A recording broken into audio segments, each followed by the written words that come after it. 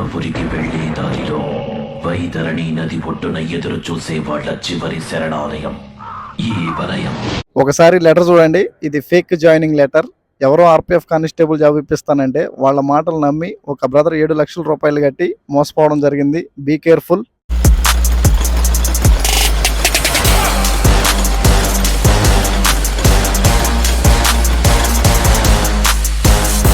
ఈ ఇన్సిడెంట్ మన సబ్స్క్రైబర్ వాళ్ళ ఫ్రెండ్కి జరిగింది.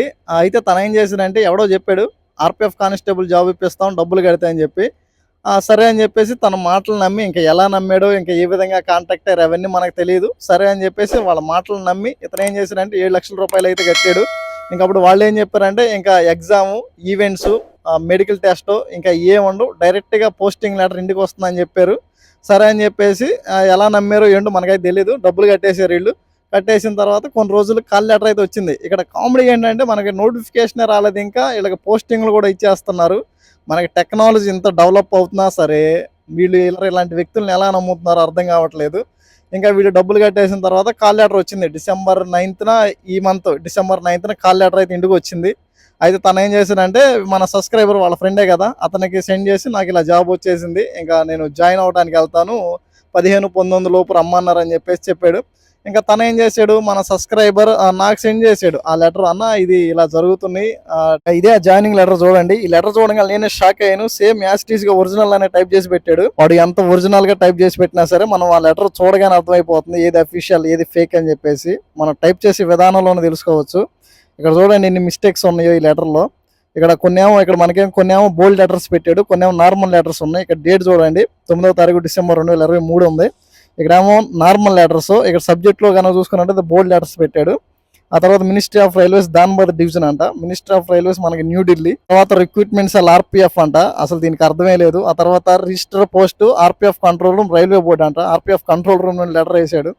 ఆ తర్వాత చూడండి ఇక్కడ మనకి 144BN అని ఉంది. 144B అటాలియన్స్ లేవు మనకి. సబ్జెక్ట్ కనుక అబ్జర్వ్ చేసినట్లయితే joining letter for the post of railway production force జీడీ at Bokaro steel city railway station with basic scale 5,200 నుండి 20,200 అండ్ గ్రాస్ పే వచ్చేసరికి 26,000 నుండి 32,000. ఇక్కడ గ్రాస్ పే కూడా మెన్షన్ చేశాడు. అసలు మనకి ఎక్కడా కూడా గ్రాస్ పే అనేది ఎక్కడా కూడా మెన్షన్ చేయరు. మనకి డైరెక్ట్ మనం పోస్టింగ్కి వెళ్ళిన తర్వాత ప్లేషిప్లో మాత్రమే మనకి గ్రాస్ పే మెన్షన్ చేస్తారు.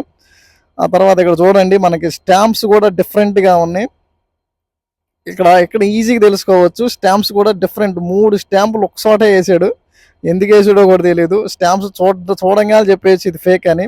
ఇంకా సిగ్నేచర్ కూడా చూడవచ్చు. సిగ్నేచర్ కూడా అబ్జర్వ్ చేస్తే మనకి GE independent railway production force. ఆ తర్వాత ఇక్కడ డేట్ మెన్షన్ చేశాడు, 9వ తారీఖు నుండి 15వ తారీఖు మధ్యలో అయితే రిపోర్ట్ ఇవ్వమని. అసలు మనకి రైల్వే ఎప్పుడైనా సరే పర్టికులర్ డేట్ అనేది మెన్షన్ చేస్తుంది. ఇది చాలా మిస్టేక్స్ ఉన్నాయి. ఈ విధంగా ఇది ఫేక్ లెటర్. మనకి ఎంత టెక్నాలజీ డెవలప్మెంట్ అయినా సరే మోసపోయేవాళ్ళు మోసపోతూనే ఉన్నారు. ఒకటి గుర్తుపెట్టుకోండి, మోసపోయేవాళ్ళు ఉన్నంత కాలం మోసం చేసేవాళ్ళు పుట్టుకొస్తూనే ఉంటారు. రైల్వే రిక్రూట్మెంట్ అనేది 100% జెన్యున్ గా జరుగుతుంది. మీరు చేసిన హార్డ్ వర్క్, మీరు సాధించిన మెరిట్ ద్వారానే మీకు ఉద్యోగం వస్తుంది. అంతేగాని ఇంకా ఏ మార్గంలోనైనా సరే మీకు రైల్వే ఉద్యోగం రావడం అనేది అసాధ్యం. కేవలం మీరు మీ కష్టాన్ని నమ్ముకుంటే మాత్రమే రైల్వే ఉద్యోగం సాధించగలరు. ఈ విధంగా మీరు డబ్బులు కట్టి ఉద్యోగం తెచ్చుకోవాలి అనుకోవడం కూడా నేరమే. ఇక్కడ మనం చూడండి, ఇక్కడ డైరెక్ట్ ఇక్కడ తన డీటెయిల్స్ అయితే హైడ్ చేశాను నేను. ఇంకా మీరు ఇక్కడ చూసినట్లయితే డైరెక్ట్ గా Bokaro steel city railway station అని పోస్టింగ్ ఇచ్చేసాడు. మనకి డైరెక్ట్ గా ఎప్పుడు కూడా రైల్వే స్టేషన్ పోస్టింగ్ అనేది ఎవరు, మనకి ట్రైనింగ్ కంప్లీట్ అయిపోయిన తర్వాత ఫస్ట్ మనకి జోన్ అలాట్మెంట్ జరుగుతుంది. మనం ఏదో ఒక గ్రూప్ లో సెలెక్ట్ అయిన తర్వాత ఏదో ఒక జోన్ సెలెక్ట్ అవుతాం కదా మన మార్కులను బట్టి. ఆ తర్వాత ట్రైనింగ్ అయిపోయే టయానికి మన జోన్ లో ఉన్న డివిజన్ లో ఏదో ఒక డివిజన్ లో పోస్టింగ్ అయితే వస్తుంది. మనం ట్రైనింగ్ కంప్లీట్ చేసుకుని మనకి ఏ డివిజన్ అయితే అలాట్మెంట్ అయిందో ఆ డివిజన్ హెడ్ క్వార్టర్కి వెళ్ళి రిపోర్ట్ చేసినప్పుడు అప్పుడు కూడా మనకి డైరెక్ట్గా రైల్వే స్టేషన్ పోస్టింగ్ ఏమి ఇచ్చారు. అక్కడ మనకి మళ్ళీ ప్రాక్టికల్ ట్రైనింగ్ ఉంటుంది. 1 month 2 months మన ప్రాక్టికల్ అంటే ఫీల్డ్ వర్క్, అసలు డ్యూటీ ఎలా చేయాలి ఏంటి అనేది మన సీనియర్స్ హెడ్ కానిస్టేబుల్ ఏఎస్ఐ వీళ్ళతో పాటుగా మనకి డ్యూటీ ఎలా చేయాలి, పబ్లిక్తో ఎలాగ మనం కమ్యూనికేషన్ అవ్వాలి ఏంటి మొత్తం అక్కడ నేర్పిస్తారు ప్రాక్టికల్ ట్రైనింగ్. ఆ తర్వాత మనకి ఆ డివిజన్లో ఉన్న ఏదో ఒక రైల్వే స్టేషన్లో ఎక్కడో ఒక చోట పోస్టింగ్ అనేది ఉంటుంది. అంతేగాని డైరెక్ట్గా జాయినింగ్ లెటర్లోనే మనకు పోస్టింగ్ అయితే ఇచ్చేయరు. ఇప్పుడు మీరు ఆ డబ్బులు కట్టారు, మళ్ళీ ఆ డబ్బుల్ని మళ్ళీ తిరిగి సంపాదించాలంటే ఎంత కష్టపడాలి. ఇప్పుడు యాక్చువల్గా డబ్బులు ఎక్కువ ఉన్నవాడైతే ఉద్యోగం చేయాల్సిన అవసరం లేదు. మీరేం చేస్తారు, ఏదో ఉద్యోగం వస్తుందని చెప్పేసి ఎవడో ఎవడో చెప్పిన మాటలు వినేసి అప్పో సప్పో చేసి డబ్బులు అయితే కడతారు ఎక్కడో ఒక చోట తీసుకొచ్చి. ఇప్పుడు డబ్బులు కట్టిన తర్వాత ఇది మోసం అని తెలిసిద్ది, ఆ డబ్బులు రావు, ఇంకా మీరు ఆ చేసిన అప్పు తీర్చలేరు, ఇటు ఈ విధంగా మరి ఎగ్జామ్కి ప్రిపేర్ అవ్వలేరు, మెంటల్ ప్రెషరు, ఇవన్నీ అవసరమా?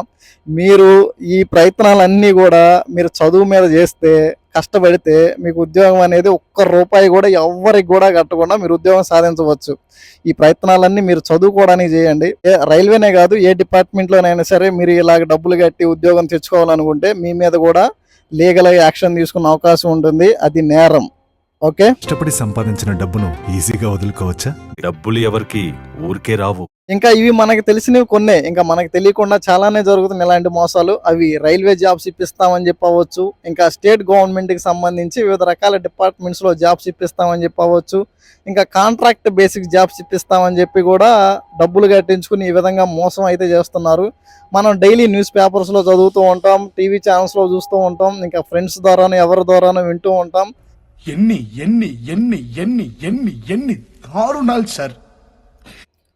ఫైనల్గా నేను చెప్పేది ఏంటంటే, రైల్వే రిక్రూట్మెంట్ అనేది 100% జెన్యున్గా జరుగుతుంది. ఇక్కడ మీరు హార్డ్ వర్క్ చేసి చదివితేనే మీకు జాబ్ అనేది వస్తుంది. మీరు ఎవరిని నమ్మి కూడా మోసపోవద్దు, మీ కష్టాన్ని మీరు నమ్ముకోండి. మనం కష్టపడి సాధించుకున్న ఉద్యోగంలోనే మనకి సాటిస్ఫాక్షన్ అనేది ఉంటుంది. మీ అందరికీ కూడా all the best. Thank you.